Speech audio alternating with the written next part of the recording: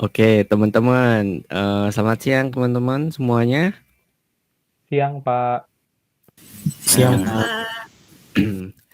Pak, sesuai dengan apa yang Pak sampaikan nih sebelumnya mengenai unsur-unsur dari dasar desain. Coba Bapak ingin tahu nih, teman-teman, apakah masih ingat nggak sih dengan unsur-unsur atau prinsip-prinsip dari dasar desain telah Bapak sampaikan. Coba yang pertama, apa aja sih unsur dasar desain? unsur garis, Unsur bentuk, Lalu, Unsur unsur unsur keseimbangan, wujud, Pak. wujud atau rupa unsur tekstur, sama unsur keseimbangan. nah, bagus banget. Udah bisa nyebutin nih teman-teman dari materi yang telah Bapak sampaikan nih sebelumnya. Nah, lalu teman-teman, Bapak mau nanya nih, jika nih, misalnya nih, unsur titik itu disejajarkan, nah nanti itu tuh bakal ngebentuk satu kesatuan nih.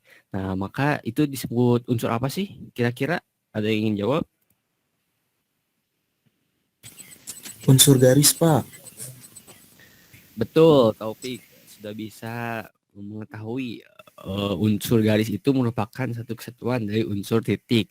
Oke, selanjutnya aku mau nanya juga nih, jika sebuah bentuk nih ya memiliki tiga unsur nih, ada unsur panjang, lebar, tinggi. Nah, kira-kira menurut teman-teman itu termasuk dalam unsur apa sih?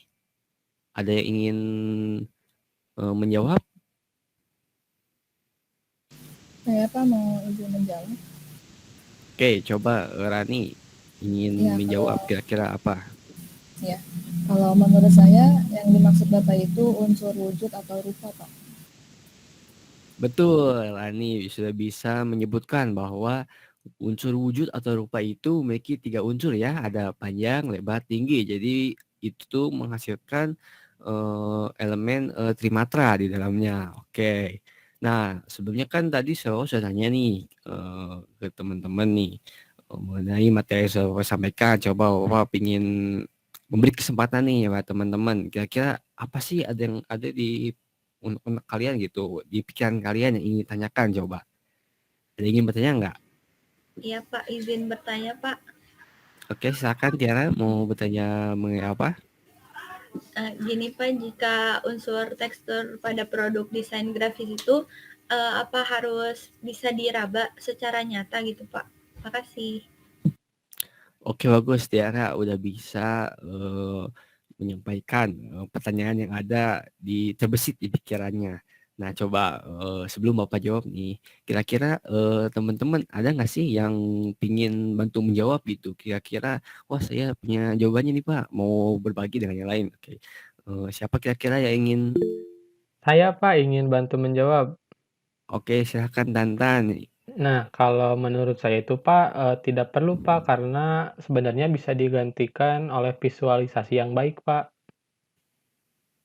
Betul, Nantan sudah bisa menyampaikan apa yang ada di pikirannya. Betul sekali, seperti apa kata Tantan sebutkan. Jadi unsur tekstur itu sebenarnya nggak harus bisa dirasakan secara nyata karena desain grafis ini tekankan pada unsur visualisasinya. Jadi dengan visualisasi yang baik, maka tekstur itu bisa dirasakan sensasinya, emosinya tanpa harus dirasakan secara nyata gitu, hanya melalui visualisasi saja.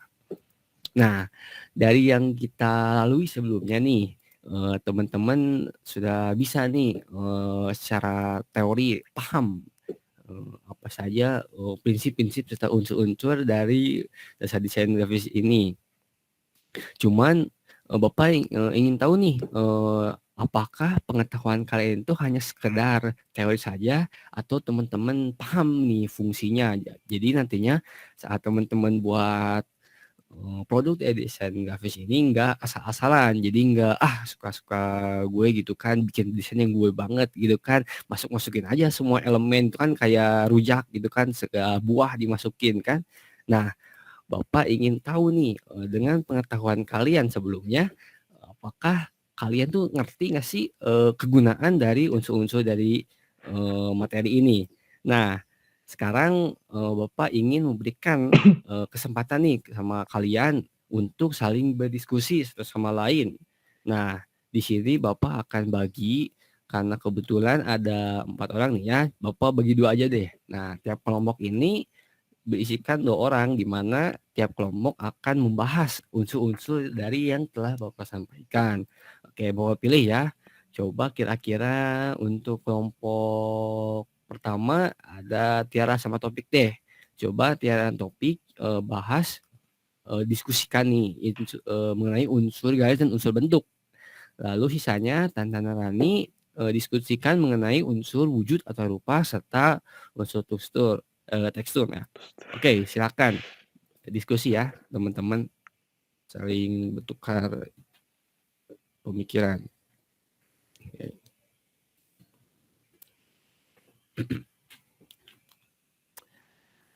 Oke, gimana dari teman-teman dari kelompok yang sudah Bapak bentuk, kira-kira udah ada nggak sih, ketemu nggak sih titik terangnya gitu?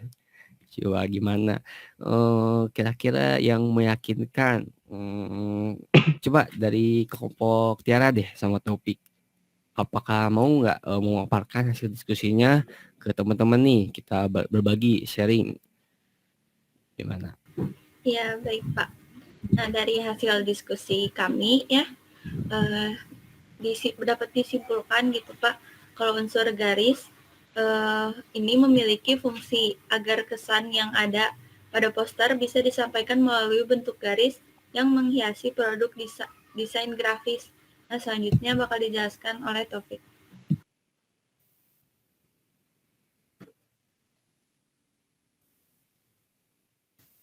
Oke, selanjutnya ya Pak, kalau bagian saya itu unsur bentuk Pak, di mana bisa menyampaikan ide-ide si pembuat melalui bentuk yang nantinya bisa dipahami dengan mudah oleh audiens itu Pak. Seperti itu Pak. Bagus. Kelompok Tiara dan Topik sudah bisa nih menyimpulkan apa sih kegunaan dari unsur garis dan unsur bentuk nih. Jadi nantinya nggak akan bingung nih buat apa sih unsur-unsur ini ke depannya gitu, kegunaannya untuk kita terapin di produk desain grafis. Oke, kita berikan tepuk tangan untuk kelompok Tiara dan Topik. Oke, selanjutnya nih setelah tadi ada Tiara dan Topik, sekarang ada kelompok Tantan dan Rani nih. Mungkin bisa nih ya kali untuk bisa memaparkan hasil diskusinya mengenai unsur wujud atau rupa serta unsur tekstur. Oke, untuk Tantan dan Rani dipersilahkan. Saya dulu Pak, mau menyampaikan. Oke. Nah, kalau dari hasil diskusi saya sama Rani, jadi kalau saya mah ingin menyampaikan unsur wujud atau rupa Pak, di mana bisa menyampaikan bentuk yang memiliki kesan realisme Pak di dalamnya, melalui penambahan ilusi di dalamnya, sehingga audiens bisa merasakan secara nyata Pak. Oke, betul banget Tantan. Oke, Rani bisa dilanjut? Ya, bisa Pak. Kalau yang saya itu bagian untuk menjelaskan tentang unsur tekstur.